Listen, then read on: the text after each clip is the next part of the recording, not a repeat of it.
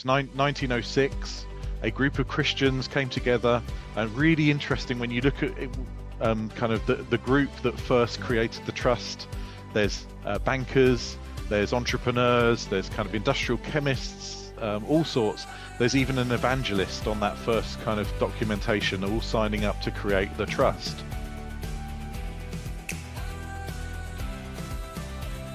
Brilliant. Well, hello and welcome to the Church Office podcast. My name is Gavin Smith, and it's a joy to welcome you today to our admin and operations podcast. We love talking about the busy work and life that happens behind the scenes. And we've got a special guest on today, Daniel Jones. Welcome to the podcast, my friend. Hey, Gavin. Good to see you. It's great to have him on. And Daniel is you're the Chief Purpose Officer for Stewardship. Now, that takes a little bit of explaining. That's a fancy, cool title. Yeah, fancy and cool is one way to look at it. So prior to that, I was Chief Generosity Officer at Stewardship. So now I'm Chief Purpose Officer. So it's a fun role. It gives me the opportunity to do work externally, taking kind of stewardship's purpose out into the world. But also I have the great privilege and responsibility of looking after our staff team of 115 as well. And so I like to think of it, how do we help our purpose as an organization come to life in the lives of those that choose to work for us as well. So so it's fun, and it's a fun role. Oh, I love that. Super good. And so the Church Office and Stewardship have sort of partnering together, and you guys are sponsoring some of the episodes of our podcast this year, and we're grateful for any funds that we get, really, to keep the Church Office going in whatever way we can. So it's a joy to do that. So we thought, let's kick off the podcast and talk about stewardship and what you guys are involved in. So mate, how long have you tell us a little bit about yourself and the church you go to and how you ended up at Stewardship? Sure. Give us a bit of that kind of history. So there's a whole potted history. If I start with how I got to Stewardship, I've been at Stewardship for 18 years. Okay. So prior to that, I was in my early 20s, and some friends and I had started to work together on a charity project supporting a number of churches operating in Kenya. And so I'd been doing that full time for a couple of years out of university, and then an opportunity arose for me to join the team at Stewardship. So that was 18 years ago. Wow. And I've been here ever since, and it's been kind of fantastic to kind of be part of the journey of Stewardship over the last 18 years. And I suppose in that time, learn a lot about what Stewardship does, learn a lot about the history of Stewardship as well. And what I found when I started to understand more of the history of Stewardship was that actually my church upbringing had a lot to thank Stewardship for. So I hadn't realized, but Stewardship way back, kind of almost 100 years ago now, had been quite central to supporting the church that my great-grandparents worked together to help plant, and that needed some extra support. And so the trust that has now become Stewardship at the time was involved way back then. So unbeknownst to me, I was born and raised in a church that had been helped and supported by Stewardship. That was an independent church.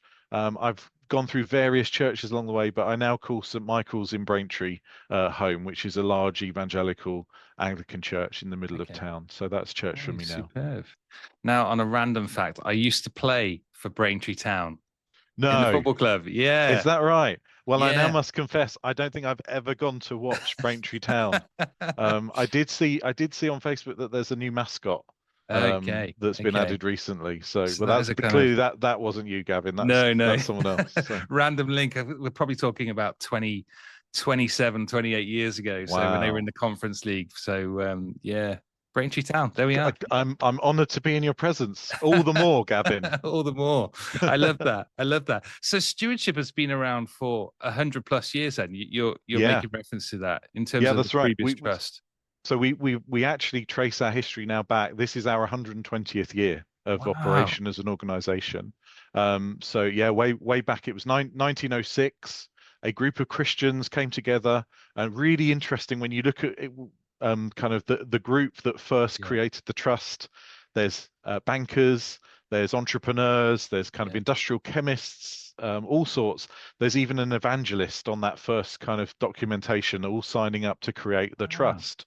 And the trust from its inception was created to help resource the church and resource evangelization, Yeah. essentially. Yeah. In 1906, this group of quite, I suspect, kind of learned and entrepreneurially minded Christians gathered, and they said, well, actually, we need to put this in something. We need to create a trust. Yeah. So at that time, they were wrestling with property issues. Okay. There was lots of work happening around the country, lots of evangelistic work. There was a growth of kind of more of the independent church at that time, Yeah. which was creating lots of new congregations. Lots of people really fired up by their faith, but actually lacking a lot of the administrative and governance Yeah. capability to say, well, how do we organize and run this? And so the idea was centralize it. Like, what if you could create a trust that could look after the properties, so take over the Yeah. trusteeship of the land and the chapels that were being built? And essentially, that was the origins of what we now have as stewardship. So it operated as a trust for around the first 50 or so years. Along the way, different more philanthropically minded Christians Yeah. became Yeah. involved where they wanted to give in certain ways, and so that introduced a whole other aspect to what stewardship did. And then I suppose the kind of couple of key milestones was sometime late 70s, early 80s. There was a recognition that this trust, which was really operating from within a solicitor's office, Yeah. could actually offer more to the church Yeah. if people focused on it full time. Yeah. And that's then when a number of people started to get involved, work more kind of in a part-time then full-time capacity to start to create something that is now closer to what we see as a stewardship. In parallel to that, there were others in other parts of the country, again, Christians, coming together to solve similar issues Mm. and creating other similar trusts to do with resourcing the Right. church. And so come probably the millennium, actually, it was the early 2000s, two of those organizations merged. One was called Stewardship Services, one was called Sovereign Giving, Okay. merged Yeah. together to create what is now Stewardship. And then over the years that followed, a number of those other trusts Yeah. merged in. So that's kind of a bit of a Yeah. backstory. But I at the love that. core of what we do, there has always been this mission to resource the church Yeah. for the work that it's been called to do. Yeah, I love that, and the fact that you've been there 18 years, you've probably experienced and seen a lot of changes in churches and the kind of help that they've needed in kind of resourcing. Yeah, yeah, huge change. I mean, when I joined stewardship as well, we were a staff of 30, just over 30, delivering a range of services, some kind of practical financial type services to Yeah, churches, as well as some um, services to support Christians who wanted to give. yeah, That's still really at our core. But what's changed a lot in those 18 years is we've obviously now moved so much into the digital space. So yeah, turning a lot of those services into digital tools has been a big yeah, focus for us, and also just scaling up. There's a lot of demand. I'm sure, as people listening will know, it's a thankless task yeah. It is. trying to do the Yeah, admin, the governance, the finance for a church or even a Christian charity. And so we find more and more our services yeah, are in yeah. increasing demand. Yeah, I think every trustee that I speak to or operations person that's working in church is saying that governance is just getting more and more complicated, and you Yeah, you feel like you're volunteering for lots of people in these kind of roles, yeah, and you're trying to do the best you can, and actually to go to some places for some advice on the next steps that you need to take is just so helpful. yeah. And so many people may have on the podcast may have come across you before in what you guys do deliver, and it's great. And that's amazing how God's just blessed it, isn't he? From 30 staff to what you're saying, 115 staff, Yeah, that's right. is remarkable, isn't it? And Yeah. I love that grace at work in that. It's great. It's been fantastic, and I have to say, Gavin, we have been so blessed with the people that come Mm. to work at Stewardship, particularly over this kind of last probably 10 years or so, as we've Yeah, been more intentional about looking to grow. It's always that challenge with the work that we do. There's often a level of technical yeah, expertise that you yeah, need yeah, with some of the services that we provide, but what we also really clear on as we kind of assess each role is that there's an occupational requirement for people to have and practice the Christian faith themselves yeah, yeah, in order to maintain the the objects of Yeah, us yeah, as a yeah, charity, but yeah, yeah, also to be able yeah, to engage well and yeah. appropriately with all of those that we serve. So we really consider ourselves blessed when we kind of take a moment to look at some of the Yeah. kind of guys that we've got working for us at the moment.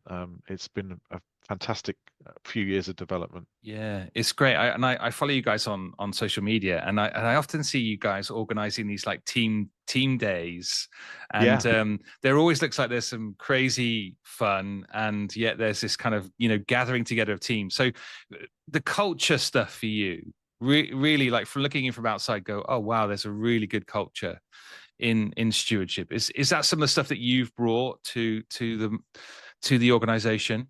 I think it's something we've collectively Okay. brought. I mean, I joined even when I joined Stewardship 18 years ago. There was a really strong sense of culture, a really strong Yeah. sense of purpose, and what we're trying to achieve as an organization.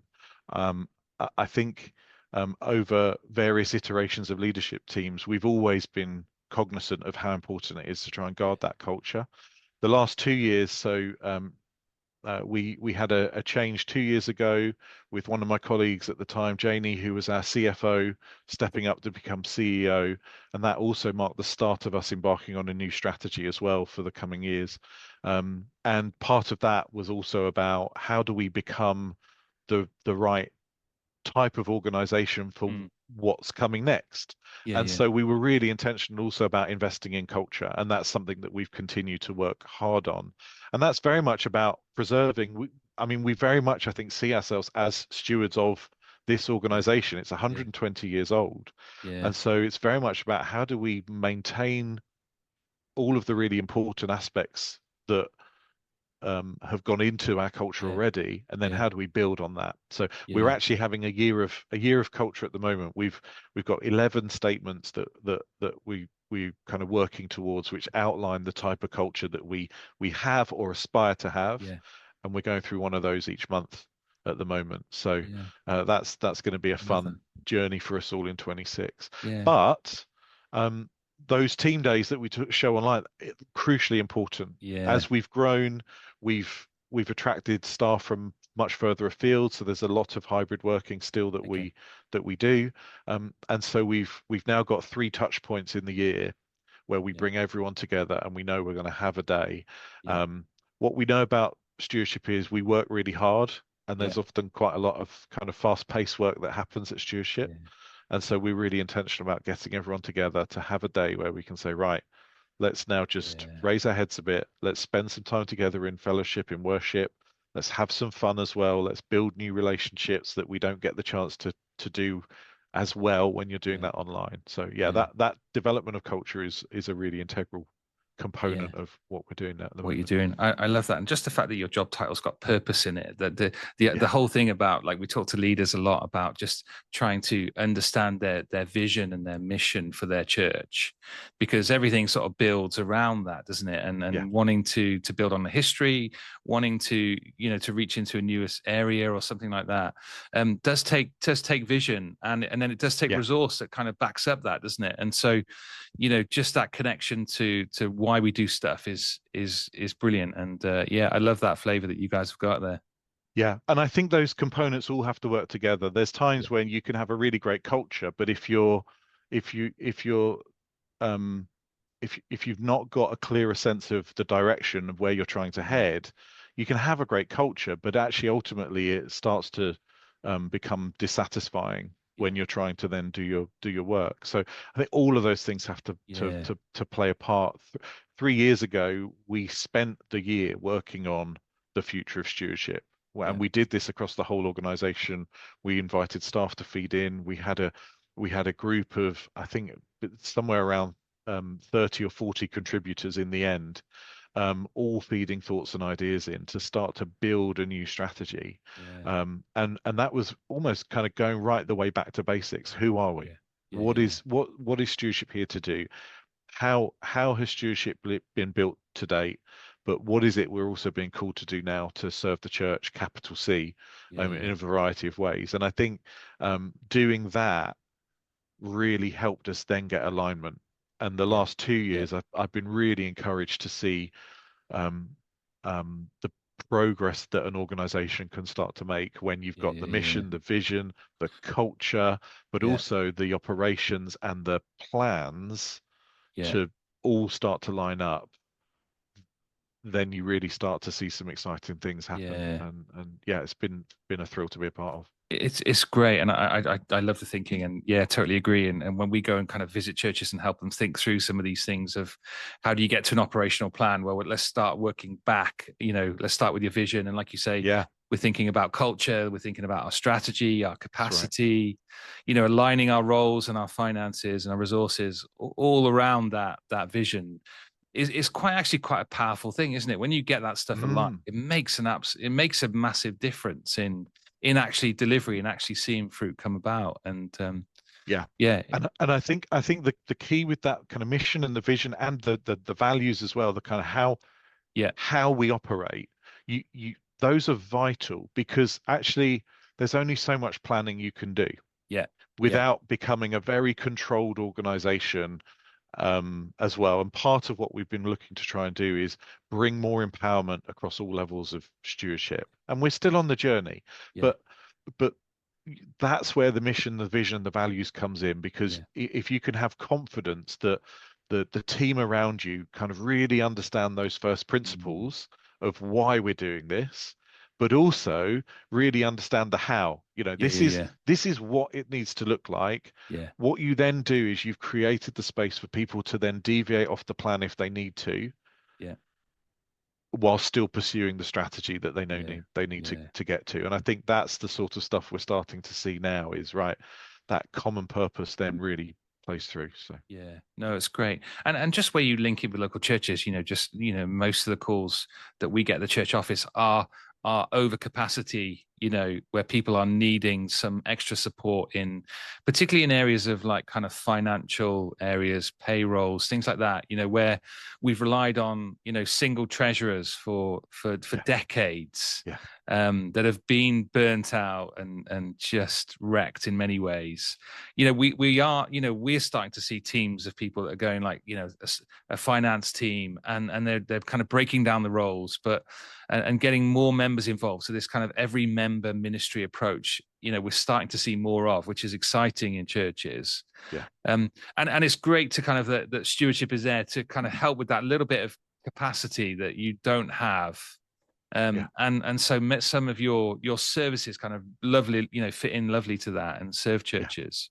Yeah, Um, I mean, so in terms of some of the services we offer to church, you mentioned payroll. There's a good one. I mean, that the we offer a payroll bureau service where we essentially just uh, take that load away from yeah, a yeah, church or a Christian charity. They can kind of outsource the whole thing to us. We have a team that are just worrying about that yeah, all day, every month, every year on behalf of those yeah, clients. And we yeah, really kind of that's often how it's referred to is this is a service that ultimately takes away yeah, sleepless nights from yeah, church treasurers or church yeah, leaders because there's a good example of something that's got hugely complex in even yeah, the last 10, 15 years. The nature of reporting has changed, the additional requirements around kind of changes to contracts and reporting, um, things to do with auto enrollment, yeah, pensions. yeah, There's a huge amount now. It's no longer a case of just writing someone a check and saying, "There you go, off you yeah, go, you've been paid." And so that service again, is in huge demand. We're doing a big investment at the moment in yeah, the technology that powers that yeah, because we know that's something that we're going to need to scale, give treasurers better access to some of that information, etc. So yeah, there's huge demand, and that's really kind of what stewardship's about. Is yeah, um, how can we help serve churches often with good advice and guidance and yeah, information if they are able to do it themselves, yeah, but where they're not, we could then come yeah, alongside a church and say, look, no worries, we've got this. We can guide you through it. yeah. Um, One of our most popular briefing papers is called "Help! I've lost my treasurer!" Exclamation mark. I think I haven't checked the stats recently, but that was always Yeah, kind of very high up on the list yeah, because yeah, it's exactly the situation you described, Gavin, yeah, that we see happen through churches up and down the land. That treasurer who has carried that burden for yeah, often quite a long time reaches a moment of retirement, says, I can't do this Yeah. anymore. Yeah. Um, and where does that next volunteer come from? And Yeah. actually, the nature and the scope of that responsibility has changed dramatically. Yeah. And I think people are increasingly time poor as well. So Yeah. unless Yeah. you already have an expertise in that area, Mm. it's actually become a more challenging role to volunteer to do in the first Yeah. place. Yeah. So No, that's why that's we're here. absolutely right. Yeah, and one of the things that we've noticed with churches, and you probably will be able to confirm this and talk around it, is that lots of charities and particularly churches that we relate to are moving to kind of new CIOs and are in the process of kind of changing over to that process, and in that process they're kind of uncovering like paperwork that's missing, and wrong trustees are on the wrong deeds, and they're not registered with the land registry, and Yeah. and all these things begin to be quite complex, and they haven't invested in this area for decades, probably two Yeah. decades for some that we've come Yeah. across. Yeah. And now they're shifting into a CIO. It's like they actually need some real specialist advice in the area of governance. And Yeah. I know you've got some technical people on that, haven't you, that are able to jump in and help with stuff like So that. that's right. We've got one of the services that we offer is charity formation or conversion. So that's a whole piece of work that we offer. Um, and actually the same is true when people are just trying to get registered for the first time for Yeah, something. yeah, You know, it yeah, might be a kind of yeah, independent church they're wanting to get registered, or often a kind of parallel ministry running, kind of a community ministry running alongside the church that they want to operate separately. Um, that often you need that person with you asking yeah, sometimes challenging questions or probing questions to really understand what's this all about yeah, and to help you avoid those pitfalls. But we also see it regularly. We hear stories from our accounts examination team. So again, we've got then another team who are the accountants, and yeah, they're doing independent examination of accounts for churches and charities each year. Um, and they will often have those similar yeah, issues. You know, it's that yeah, point of conversion. We yeah, often find it's the point at which you choose to get your accounts examined by stewardship. That's another one of those yeah, yeah, inflection yeah, points where yeah, yeah. suddenly these guys who really know church and also are really, really detailed and diligent Mm, will then start to have a look and say, oh, have you thought about this? Have you thought about yeah, that? Or often again, payroll is one where yeah, the payroll team will have an initial conversation with the church. So how many on the payroll? Oh, there's just yeah. two. It's just me and them. And then you start to get into it. And well, Mm, we do pay someone to look after the grounds like once a week, and we do pay someone to help with the cleaning. And yeah, suddenly you're like, well, yeah, actually, you've probably got more like six or seven people yeah, yeah, that yeah, should be on your yeah, payroll, yeah, but then what do? yeah, And we very much don't want to leave people high and dry. So then it's yeah, okay, don't worry. Here's how we'll help get contracts in place. Here's how we'll help go through all of that. We'll sort the reporting with HMRC. We'll sort this. We'll sort that. We'll yeah, get you all on the straight and narrow. So yeah, you're absolutely right. There are those moments where suddenly you go, oh goodness, yeah, we've missed something here. Um, the goal, I think, and the priority is okay. You've missed something, but that's again where you need that additional help and support. yeah, There yeah, are people out there, people like us, people that other organizations as well that can then step in and say, "Don't worry, yeah, we've got this. We've seen this a number of times. You're not alone. We yeah, can work through this together." yeah, And then get you to a point where you can then just enjoy being the volunteer treasurer or whatever that role might yeah. be. Absolutely right, and it does give confidence, doesn't it, to leaders. I know lots of leaders who have kind of lots of sleepless nights over some of the stuff around GDPR or Yeah, payroll or have we got the right policy and procedure in place that covers us, and these are things they're not experts in, but they know need to be done to a high level as best they can. yeah, And so some of it I find that people that relate to us, it's confidence building as well, isn't it? And just hmm going, okay, we've got some expertise or we've got some skills, but actually just having somebody else's eyes on it just give us a little bit more confidence. Say, yeah, okay, we're doing the right thing here. yeah. And I think that's why we've also worked hard over the years to create content and resources that help answer some Yeah, of those questions that people have. I mean, actually, like I said, that popular briefing paper, "Help, I've Lost My Church Treasurer," yeah, really yeah, comes as a response. Because I think also often um, those who are in the leadership position Yeah.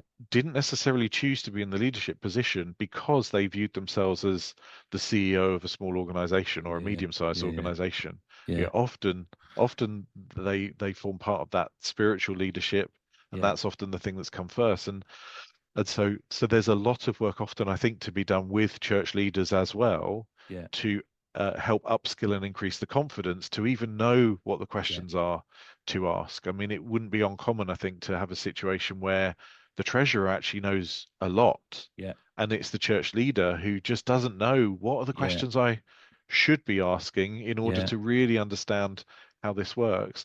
Or actually, no, I'm just going to default to the treasurer. I'm just going to focus in on the Yeah. spiritual leadership. Yeah. But that's then the importance of having a whole board, a whole team, a Yeah. whole group of Absolutely right. trustees and other advisors around to be able to share that load of asking good questions Yeah. and hopefully getting good answers.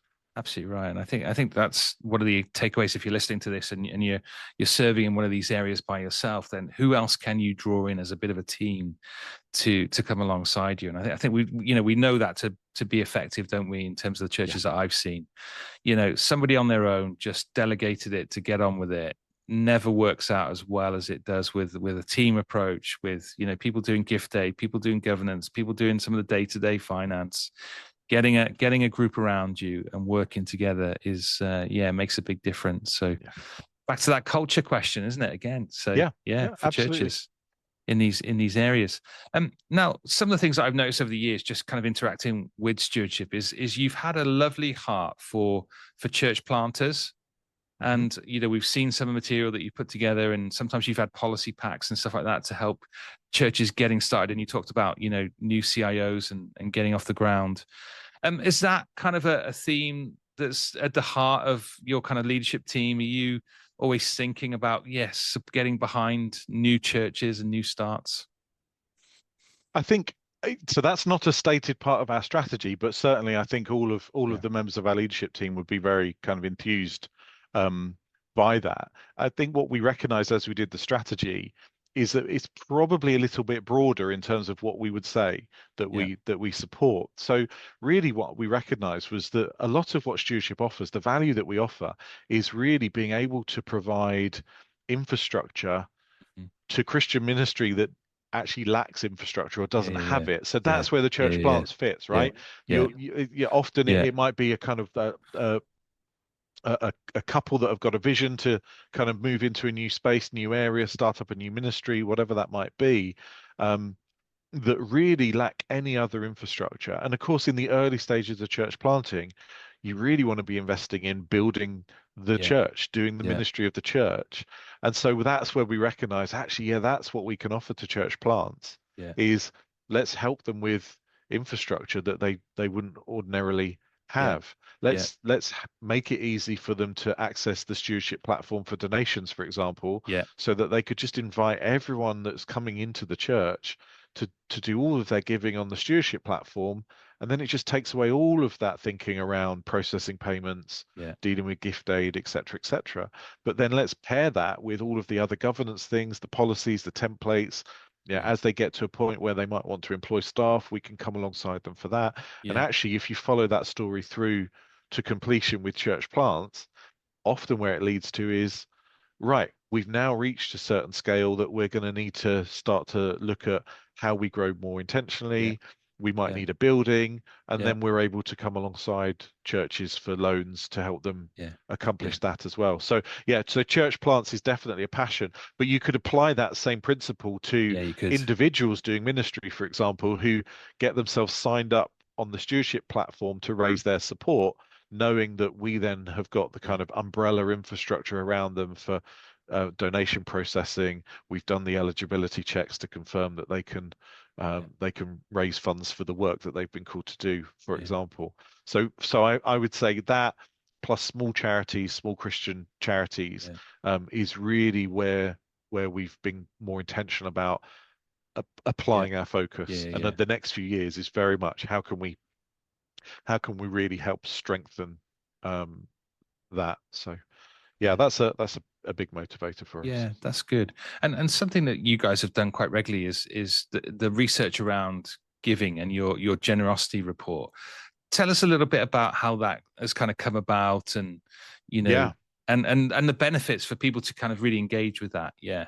Well, I suppose, in one sense, this is where the two parts of stewardship meet. So, Mm. we've talked a lot about the services we provide to churches, but if you look on our annual report, for example, you go to Charity Commission, you'll see Mm. a huge amount of money comes into stewardship as well, and Yeah, that's the yeah, other half of what we do, where yeah, we're operating as what would kind of comes under the banner of a donor advised fund from the yeah, kind of legal standpoint, and that's where we're helping somewhere in the region of about 60,000 Christians give generously each year. yeah, That breaks down into a variety of ways in which people give.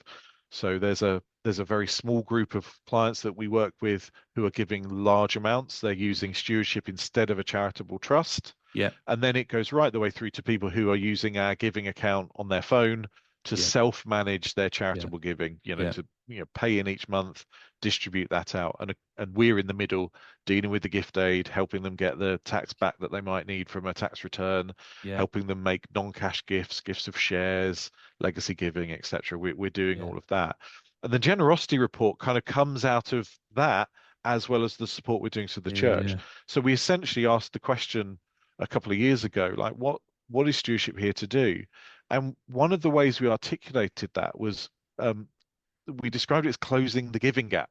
yeah, So we essentially said, look, roughly how much is given per year by Christians, we kind of assume by Christians, to yeah. churches and Christian charities. And when you have a look, it's around £2 billion per year. Wow. Massive, Yeah, significant, right? Enough to yeah, show up on a kind of government department's budget, right? It's a yeah, yeah, sizable amount. But we then did a bit of a back of the envelope calculation and said, well, look, let's take a kind of reasonable estimate as to how many Christians there are in the UK at the moment, yeah, and let's assume those Christians are earning just the average income. yeah. Like, we actually know from studies that Christians typically earn more. So on Yeah, balance, we think it would be higher, but let's just take that average amount yeah, that's in the region of about 30,000. And let's just assume that everyone just straight tithes that at 10%. So yeah. we won't go into a big debate about tithing right now, but we said, let's Yeah. just use that. It seems like a sensible benchmark Yeah, to kind of yeah, go for, right? yeah, Let's just say 10% of that is given. Now, when we do that calculation, we get to £7 billion. yeah, So we're like, there's a giving gap.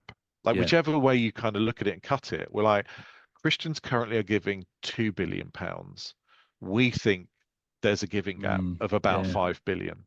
But the truth is, as we did that, it was back of an envelope, and we said, we don't actually know how much Christians give, nor mm, do we know why they give, what motivates them to give.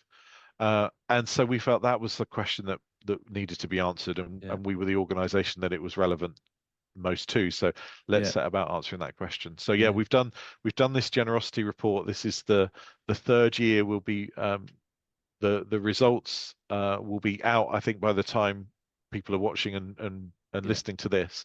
Available freely to just download from the stewardship website.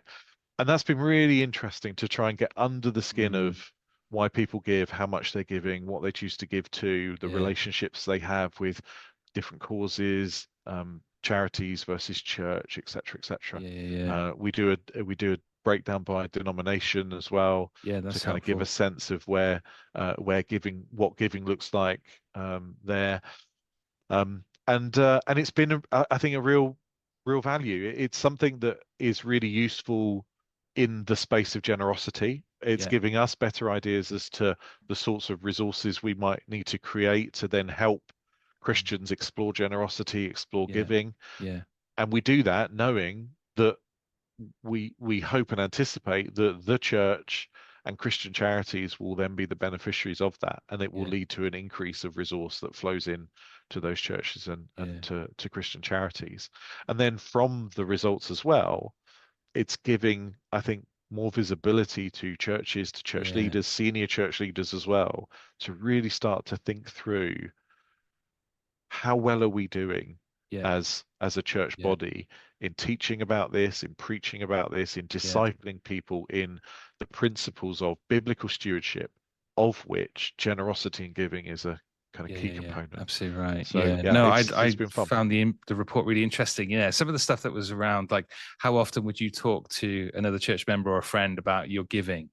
Yeah. and you just look at some of that and you think, oh yeah, when was the last time I had a conversation about that? And then just the reasons why you give, and Yeah. just thinking about that, it's fascinating, because it's with all the digital giving that happens now and all the standing orders and things like that, it's sort of taken away from the kind of Sunday morning service to some extent, where you would have passed the basket round and Yep. you'd be always talking about something, to really maybe one giving message a year, or one giving day, that's the Yeah. kind of thing. And so it is an interesting thing. And I do find it interesting. Like, I will sit and look at our church and look at the kind of the different demographics and how they give, and how does some of the cultural things that are going on impact, the giving that we've seen.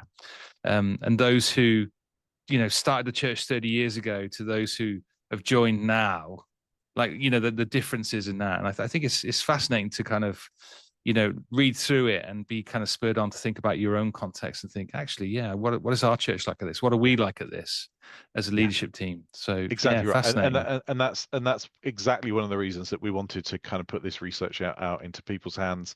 We spend a lot of time doing the research well, but we also spend just as much time constructing the final report with a whole load of recommendations in there as well, and kind of references to other resources and materials. And like I said, so far it's been really well received. I mean, the second report, we had a headline in there which was that younger Christians were the most generous, Yeah. and that Yeah. really kind of Yeah. created a lot of discussion. Is probably Yeah. the best way to describe it. At the start of last year, people saying, "I don't see it, I don't see it." And then the Quiet Revival report from the Bible Yeah. Society Yeah. came out, which Yeah. was saying Absolutely right. young people are coming back into the church, and so we've developed more of those themes. We've looked at that in a bit more detail at the moment. The report that will be live, our third report. Really interesting stuff that we're finding around how people talk about giving. We've found the real importance of the influence that a church leader or some other type of mentor, that might, I guess, become a small group or a home group Yeah. Yeah. leader, but Yeah. someone in more of that kind of mentoring role, the significant impact Yeah. that someone like that has in encouraging people to give. And we typically find those who are most generous are people that can really recall Yeah. having that type of interaction and conversation Yeah. with someone Yeah. external to them and their kind of family unit. Yeah. But what also surprised us was, when you look at how frequently those conversations happen, the minute you get past about the age of 25, they Mm. stop. The Mm. most common answer is never. So there's Yeah. also Yeah. something culturally that happens. I guess Yeah. life happens. You Yeah. you kind of start to focus potentially more in career or family or whatever. You those social networks change a bit. Some of the interactions at church change, but suddenly you go from a space often where people are quite happy to talk about things they're passionate about, things they want to give to, how they feel about their giving, how they feel about their approach to finance, Yeah. to then Yeah. just not having those conversations. So Yeah. we've been challenged by that, for example, Yeah. and that prompts the question for us, well, what can we do to support church leaders Yeah. to make sure that there are cultures of giving? Yeah. And interestingly, um, you there's this really interesting kind of paradox that happens. So we asked the question, um, kind of how much would you like to hear about teaching or Yeah. giving or finance more broadly in church? How much would you like to hear it preached and taught about? And the response levels are pretty high across the board, Okay. across different Yeah. categories. Then you say, well, how often do you currently get it? Yeah. Yeah. Really, Yeah. really low. Yeah. And so that's prompted another parallel project that we're Yeah. working on at the moment. We've called it the Generous Churches Project. But essentially, we're trying to understand, what is it that stops a church Yeah. leader from feeling confident and comfortable and competent to Yeah. stand in front of the church and deliver really good teaching and preaching on Yeah. finance, Yeah. Yeah. money, stewardship, and giving. Yeah. So, Yeah, that sounds really interesting. It does. And I think, just our team, just having a look at it, it raises questions for us about how we do membership, and yeah, so how important some of those points, those touch points are, where we actually talk about giving and serving, and how, what do we think is an acceptable amount to give? How many evenings a week would you give to the church? Or what Yeah. levels of funds can you support the church in? Yeah. And just having, just rethinking that, because I think what's changed for us culturally, and you mentioned about the quiet revival, Sunday morning, we've got more and more people turning up just out of the blue. So Yep. they're not coming through a Christianity Explored or an Alpha Yep. anymore. Yep. Those seem to come secondary. Like the Sunday morning is the most evangelistic opportunity to do it. And so we got people coming and serving and joining who aren't members, but they've embedded themselves in the community already.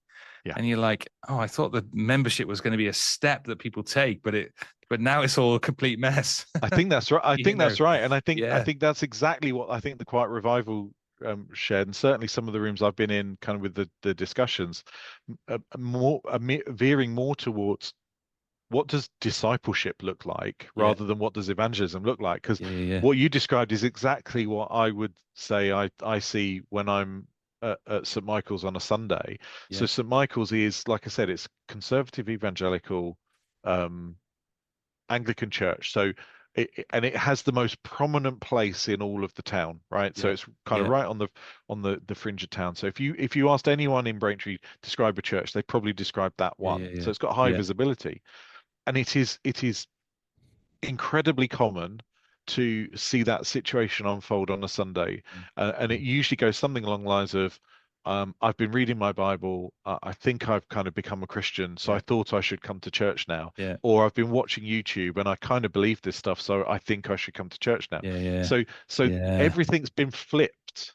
yeah, But then the thing is, well, but what is it? Kind of what's your starting point, and then what's the journey we now need to go on yeah, to then really help you um, kind of understand and explore the Christian faith in all of its fullness, yeah, yeah, and almost kind of close that gap yeah, between what sometimes happens when someone's kind of on the fringes of church, not quite sure what they believe, but they spent a bit mm, of time listening to some teaching, to now, no, I kind of believe this. Oh, okay, right. yeah, yeah, Now let's close the gap. Let's talk about more about what Jesus said about this, about this, about this, about this. yeah, So I think it's very much around how do we disciple.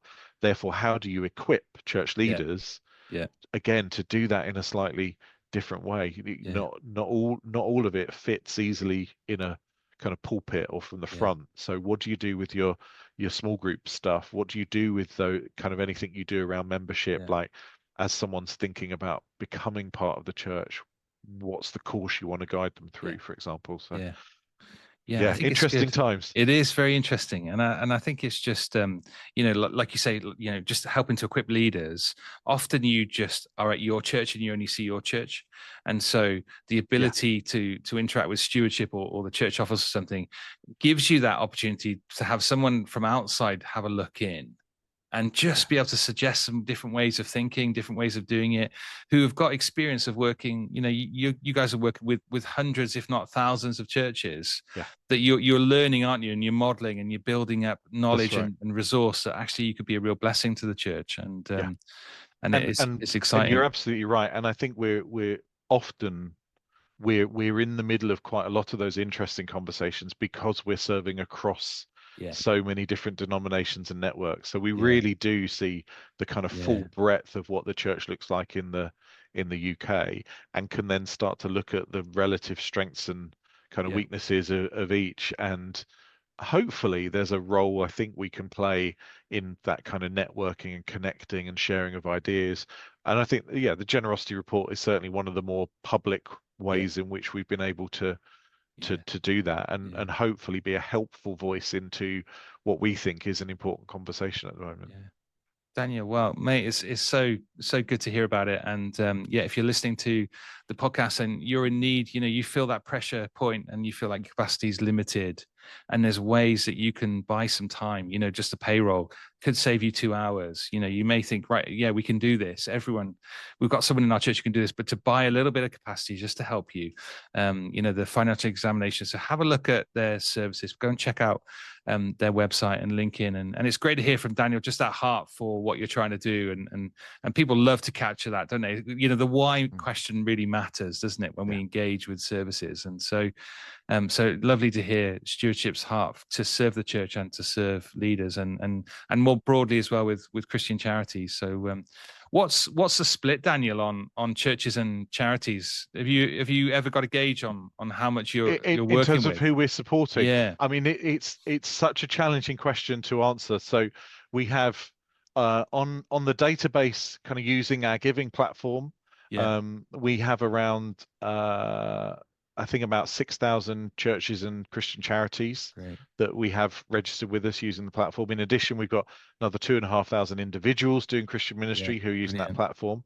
But then when you look at the adoption and take up of our other services, Yeah, there's at least another probably a couple of thousand churches that we are wow. delivering either some type of support, content, and training to. Yeah, We're delivering services directly to, so payroll, accounts examination I mentioned already, yeah, or helping get those charities kind of registered or converted in the first place. And then there's things like I said, the lending as well. So we've got a yeah, portfolio of different churches up and down the country, large and small, that we're working on kind of loans or lending yeah, to help them build, rebuild, find new locations. So yeah, it's a real kind of wonderful spread that yeah. we're really privileged to be a part of. Yeah, well, it's great. Well, please pass on our thanks, and yeah, look forward to kind of working alongside you guys in whatever way we can to support churches. So yeah, Daniel, thank you so much for coming on the podcast, my friend. I really appreciate your time and Good to be your here, Gavin. conversation. It's Good to great. be here. Thanks so much. And just before we finish, just want to do a quick shout out to Church Suite, who have got behind the podcast, who've been supporting us in putting together a good church management course that's now available online to support people in that role in administration operations. If you're involved as a trustee, maybe in some way in managing the church, then this course might be something that might be useful. So we're grateful for Church Suite for their sponsorship of the podcast, for their work that they're doing to help us on the Good Church Management course. We really appreciate it. So do get in touch if you've got any questions. If anything, we can link you up to Stewardship and their services. If there's anything that we can do to get behind you as the church office, then we'd love to hear from you. So please get in touch at questions@thechurchoffice.co.uk. And yeah, we'd love to engage with you. So thank you for listening to the podcast. Daniel, thanks for coming on. Thanks, Gavin. Goodbye, everyone.